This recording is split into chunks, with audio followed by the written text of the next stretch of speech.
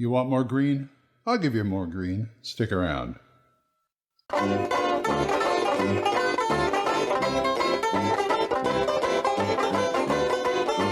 Hiya folks, Old Man Grognard here, and I got something special to show you.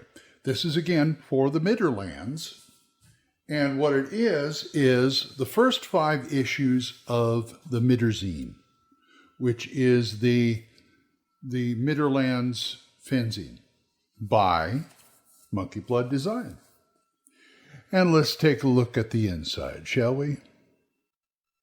Okay, there they are, Midderzine, all 5 issues of them. Hope he does more. Quality work, once again by Monkeyblood Design. 2 columns, easy to read. Got an introduction and all sorts of goodies in here. Look at that. And it just keeps getting better and better and better. There's some nice artwork in there. I believe Glenn has done all the artwork. There's a map. And there's the fifth issue. And so that's what you get for the Midderzine when you pick them up. Take it away, Glenn. Alrighty then.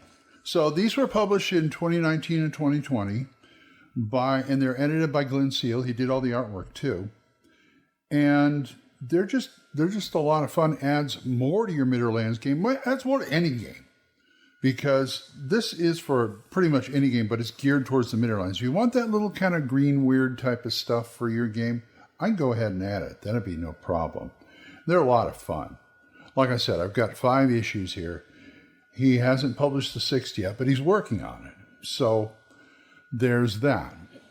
Now, what we have here is a mix of plot hooks, new classes, new monsters, new areas around Haven Isles, the Midderlands, and other things like that, NPCs, and it's just a lot of fun. I just pulled out some highlights from the books, from the issues, and they're only about like 24 pages, so it's an easy read, but boy is it packed with good stuff. Okay, issue number 1 has some of the highlights. Got some monsters in there. It's got a place called Rat Dog Tor, which sounds like a lot of fun. There's a whole bunch, and it's around an area called Stone Castle in the Midderlands. Real good stuff for a starting players to start with. They have a class there called the Crowmaster, who is all about dealing with crows and other crow-like birds that are in that family. Crows, ravens, magpies, things like that. Probably even minor birds, who knows. Issue number 2 here has an area called Port Mulhollow. Now, I always kind of like these because port cities are fun for me because there's all sorts of skullduggery going on there. And this one has its share. There's a creature called the Pig Seer there. It's almost like pig-headed, like monks or something like that.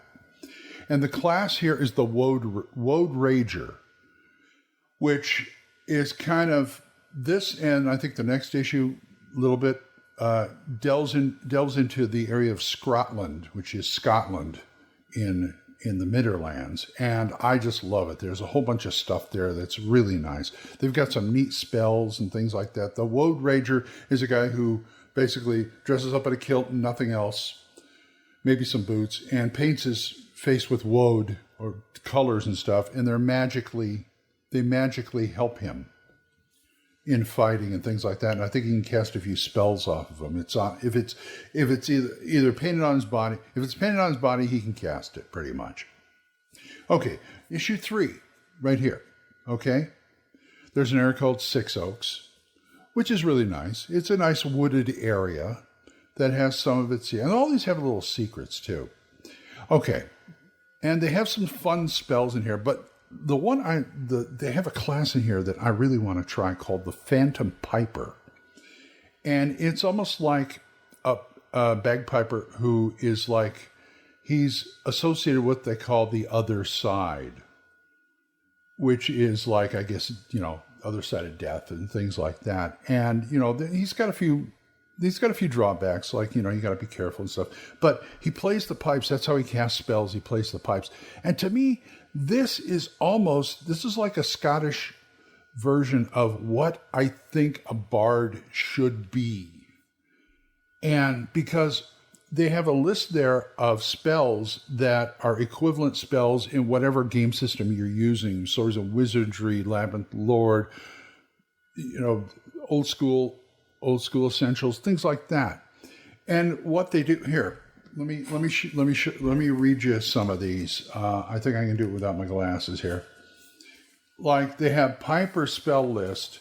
For instance, they have the light spell is Glimmering in the Gloaming. And these are all songs. These are all pipes that he plays. Protection from Evil are old Scrot songs. And Detect Evil is I Smelled the Blood of a Havenlander. And it'd be so neat to have some sound effects. And then it gets into some new spells. And they're just... I want to add these whether or not whether I use Scotland or not. It's like, one of my favorite ones is McDonald, where's your trousers? It teleports the target's pants and belt to a random location D100 miles away. And there's also Ode to a Mouseling. It summons mice and stuff for help. And it's just, it's really fun. The Flower of Scotland is another spell, or the Low Road, which is basically a minor teleportation spell. You go through the target goes through the underworld and back and ends up in a different place. So, they got some really nice stuff in here. Oh my goodness. Issue 4. Okay. A character called Mordvent, who is a lesser vampire, and he runs a not a school, but he runs a curio shop. And it's almost like a trap for new adventurers because he can actually select people he wants to keep around and, suck on. And he's got several things in his oddities that he can trigger or not. So it's really nice. There's also the Serpentist class. It's kind of like the Crowmaster, only it's serpents. And there's a whole bunch of plot hooks in here too. In the back, adventure hooks, real nice. Issue 4, issue 5. Okay, here we are. Issue 5, the area of Abbott's Bream, which to me is, that's where the Silver Hand, which is the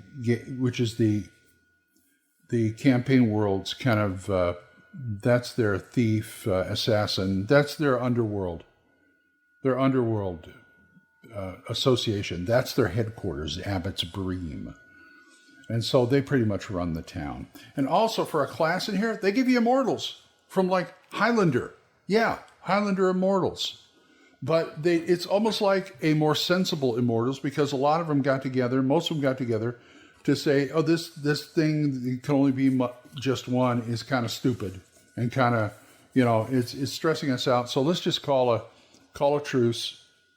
I mean, the major thing... But they do still have some evil immortals out there who still think that this way. So that's what you got to watch out for. And it's the whole thing. You cut off their head and they think you take your power. But the one drawback for me, if I was to play this, was the fact that they cannot do combat on sacred ground at all. And what it means is that it takes away their stuff, like they get minuses to hit and things like that. But what that means is any holy ground, whether it's evil or not, you can go down into a dungeon and find a temple dedicated to, say, Orcus. And if there's a fight stop there, you're gonna be in a minus at least if you fight in there. So you can't do that. Anyway, these are so nice. These are so wonderful. He's coming out with more, and I wouldn't be surprised if he compiles these together into a book someday or something like that. But okay, I'm going to give you where to find them. You can always find them on the Monkeyblood Design website. So I'm going to put the stuff down there again.